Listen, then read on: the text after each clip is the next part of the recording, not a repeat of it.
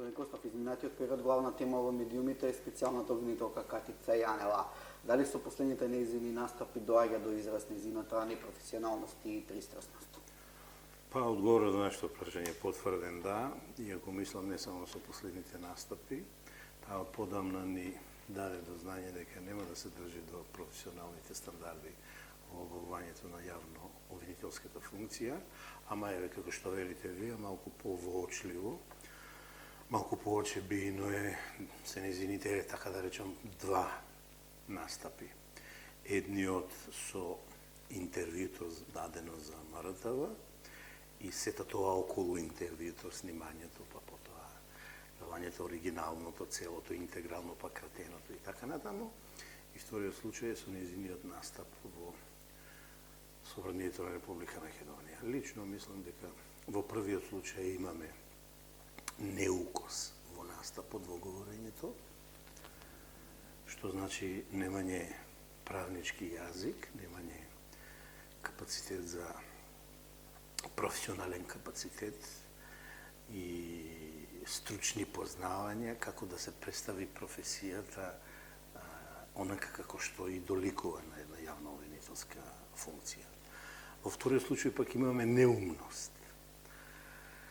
Обвинителот, кој има и префикс специјален, значи необичен обвинител, се обидува да води, запливува во водите на политиката, да води политика, ги политизира работите безпотребно, ги меша правото и политиката, таа територија као една пифтијавста маса сака да ја разводни или да ја раскаши, би рекол, и што се случува? Во законодавниот дом, парламентот, наместо како и сите други што доаѓаат да положат сметка и извештај годишен, полугодишен или зависно со интерните акти како е или со законите, и тоа да го направи на еден примерен начин, таа први не сакаше да дојде, па потоа дојде. Рече, нека не го сменила ставот, нека ете дошла да каже некои работи. Кога сака одговора, кога сака не одговора на противнички прашања, што не е во ред, значи селектира, бира. И секој пат кој ќе се постави од областа, финансовата област, тоа е за незиниот буџет, како ги троши, зошто ги троши, таа не одговара. Дури ете видов ми демонстративно остава, напушта, јас веднаш ви реков, прекинувам, нема што да зборувам и си оди, па потоа се правда дека е болна или и се слошило, што може секому да му се случи, за да утредента пак дојде, или што јас велам со еден малку чуден израз, му се озаби, примерно со озабувањето на господин Милошевски и да не речам едно софистицирано благо за претување. Да, те слушам јас тебе на снимките. Нема е у стилот што зборуваш или како прави. Не, тоа не личи на еден обвинител, најмалку на специјален јавен обвинител. Видете, ние неферски е да бараме од Катица Јанева, кога комуницира со јавноста, или кога ја изложува својата професија, бидејќи таа упорно решила да ја изложува во јавноста, а и не мора, во судот треба таа да има запажени настапи, ние не треба да бараме од неја да е грчки ретор или римски говорник. Но најмалку што треба да се представи, а тоа е да биде судски јавно-обвинителски беседник. Таа мора да го владее правниот јазик, јазикот на правната норма, јазикот на кривично-правната норма, јазикот на обвинувањето. Тоа не го покажа до сега. Јазикот на доказите, на аргументите и на фактите. И затоа мислам, сосема сте во право, која велите дека непрофесионално се однесува и сега дали ќе има реперкусии, дали ќе нема, сепак треба да бидеме трпеливи, сепак треба да оставиме да работи. Билки ќе дојде една подобра фаза, каде што таа ќе покаже дека ги сработила домашните задачи и дека ќе ни покаже обвиненија или кривични пријави, предистраги и така натаму. Денеска претениците не ги прифатија дополнителните барања на Катица Јанева, токму институцијата која таа ја прогласи за нелегитимна. Па видите се вака, многу е лошо човек да суди, да фати страна. А ја вака велам. Кога мене во мојата кариера, девелопмент, развојна кариера ми е било нудено или не да се прифатам со нешто, и ако јас се прифатам, ја однапред треба да направам анализа, да видам дали можам да одговорам на задачата или ако не ми се свиѓа рамката, оквирот, условите во кои некој ми ја дава задачата, јас треба однапред да дадам една брейк анализа, се вика тоа, ве молам, доколку сакате јас да сум ефикасен и успешен, неопходно е да се изменат овие работи, да се додаде ова и така натаму. Година и кусур помина, а се ближи рокот крајен, ја мислам од 18 месеци. И на господјата специјална сега и текнува, на обвинителката, сега и текнува да бара промени во закони. Го имаме пражино, со пражино искасапивме 10 на 20 закони и тоа е лош пример. И јавно, значи без лицемерие, јавно се декларирам дека и јас припаѓам на луѓето кои се залагат да не се прават вакви брзи промени, да се направи анализа и да се види дали треба да се направи промена. Само еден пример ќе ви дам.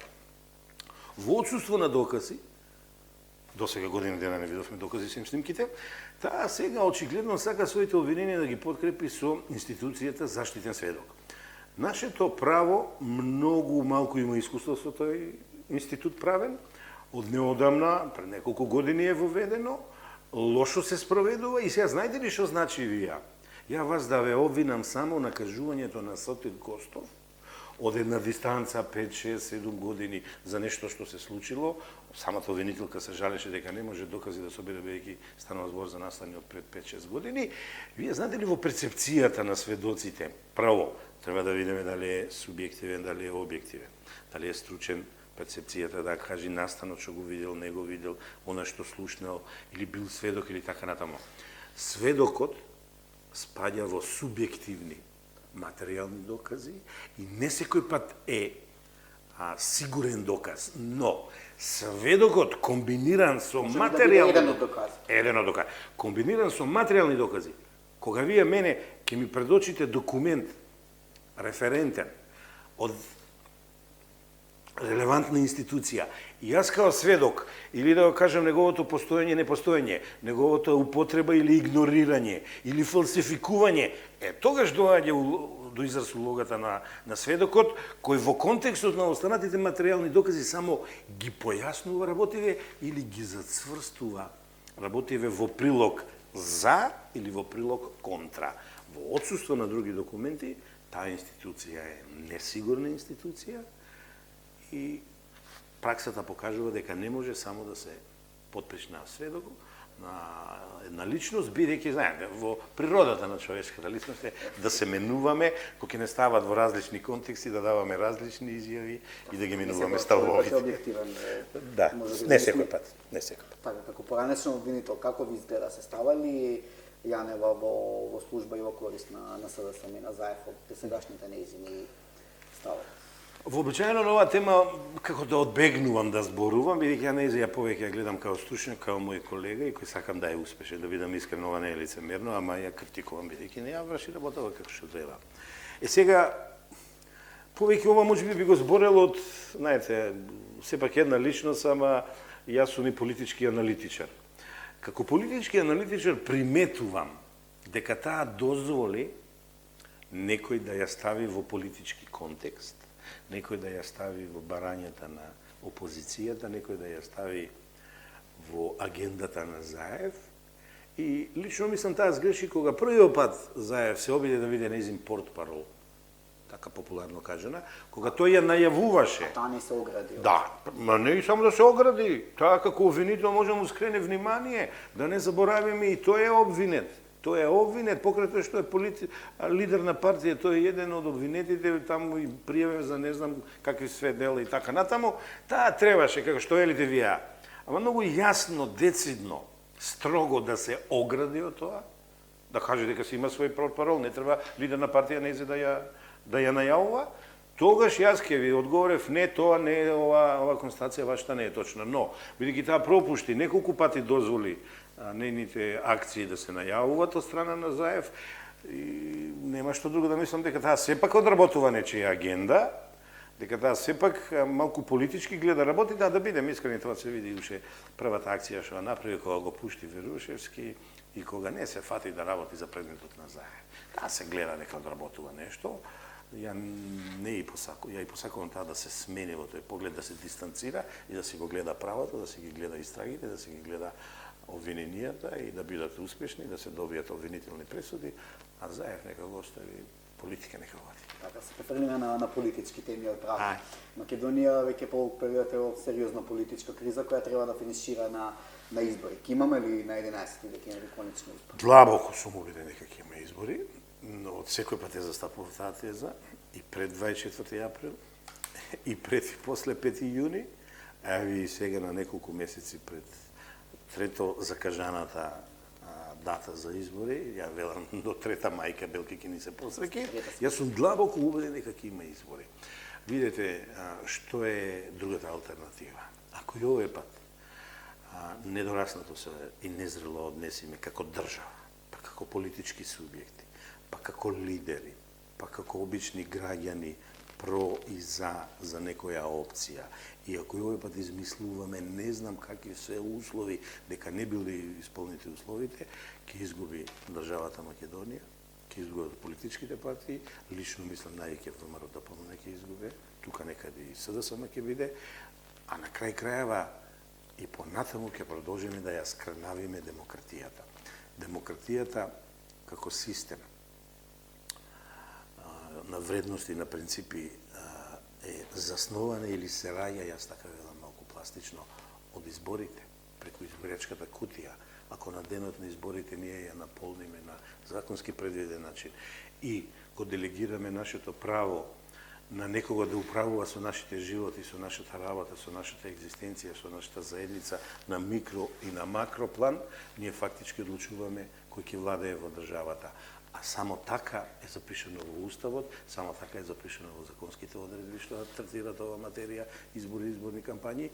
Власт се освојува само преку избори, и тоа слободни, демократски. И како рекува, кредибилни, а тоа не знам што е, тоа е некој додавка пак, но не, јас знам што значи, ама тоа го нема во оваа област, ама ајде нека им биде и кредибилни избори, а власт не се освојува преку улица. Власт не се освојува преку шарени револуции, власт не се освојува на недоличен начин, поплювање по институциите, по вршителите на функции. Не, борба, отворена борба, што се вели политичка борба со сите дозволени средства, а не недозволени средства, бидејќи ако отидеме во тоа е значи завлегување во пештерата, во прашумата, во џунглата, јас велам на беззаконието, каде што владаат други прописи или поточно не владае ништо, туку хаос. А сепак еминентно на човекот му е заедницата да организира преку закони, преку највисок акт устав, така да се однесуваме и власта да ја мениме или одржуваме со избори. Веќе да беше објавена нова анкета за рейтингот на политичките партии, во неа ВМРО ДПМН има сериозна предност пред СДСМ. Го изразува ли тоа реалниот однос на силите моментално? И да ви кажам, јас секој пат сум имал еден вид резерва кон тие анкети, иако лично мислам, овој пат е реална. Анкетите беа горе-долу реални. Не, знаете зашто ти некој пат се малку некој пат нарачани, дали од една, од друга, од трета страна, и сите ги напаѓаат, ја генерално ги напаѓам, не конкретно, иначе ќе ви посочам куки истражувачки или агенции што прават најточни истражувања. Ќе ви посочам и други кои се обрука, Ѓорги Спасов и неговите агенции и така натаму. Но сакав да кажам дека сепак имам некој резерва, ама овој пат ја изанализирав малку и оценив дека па и 10-12%, па и не е некоја енормна разлика, таа е една нормална разлика за два субјекта, за две парадигми. Едната е парадигмата победничка на ВМРО, која значи имање јасна визија, остварлива мисија, реализирани цели, проекти, еве ги тие сега во овој период се наоѓаат за заокружување, па дали градинки заокружуваат, дали улици во нашите мала, дали мостови града, дали инфраструктура, патишта или било што. Властови тоа е сериозна предност од околу 150. Нормално е те, или не би знал да кажам сега без да видам колку листи ќе има, колку партиципиенти ќе има во изборната трка, ама очигледно разликата постои. И сега, може би не знаеме да измериме голема, мала, средна, ама оваа анкета малку така као реална мис, тоа е, отприлика е тука некаде. Па ќе видиме сега во база на излезеноста, во разбадите овој Донтовиот метод е опасен, под наводници метод. Тој никој пат чудни резултати носи, ама во последните 10 години носи парадигма на победник на ВМРО, а парадигма на губитник на СДСМ. Помалите партии, но Да. Ке Ке заплива ли Македонија во помирни политички води по 11 декември, доколку имаме избори? Мора да заплива. Сите мораме да посекуваме и сите треба да работиме во таа насока, да создаваме позитивна енергија која ќе претвориме во најпозитивна синергија, без разлика колку се разликуваме и колку на политичката табла фигурите различно сме ги поставили и се бориме еден против друг. Не треба да се бориме еден друг да елиминира, него да се бориме да победе нашата идеја, нашата опција, нашиот план, нашата програма, а секако остварувањето да биде не само на опцијата која реализира, него и на онаа која била спротивната, и затоа нам ни треба да покажеме едно културно однесување за време на усари во предизборието, за време на изборите и во постизбирачкиот период, кога треба джентламенски да се стане, губитникот да подаде рака на победникот, да се испие едно културно кафе, политичко кафе, да се договаре понатамошната битка, може и тоа, како на што мислам. 100 дена ве оставам, господине, вие победник, во 100 дена консолидирајте се, направете си ја владата, органите, министерството, а после 100 дена ве мавам со сите најостри стрели и барам од вас резултати. Редно е да го видиме тоа, го имавме во минатото, од кога не дојде феноменот Зоран Заев, такво нешто Има ли доблес овој пат поразениот? Не знам, тоа е предвидување, тоа е гатање, гледање во филџал и не би знаел, а посакувам да има. Без разлика кој, ако изгубе ВМРО да си признае поразот, а изгуби СДС да се го признае и во албанскиот кампус. Исто сакам да се случи со ДУИ, ДПА и овие ново излезениеве партии, кои некако се гледат како победници, ја мислам сиромашките немаат ни инфраструктура за сега, ама ајде, надежта е голема, желбата е голема, па може би ќе им се оствари. Сме постави благодарен за разговор. Благодарам и нас, честа беше моја.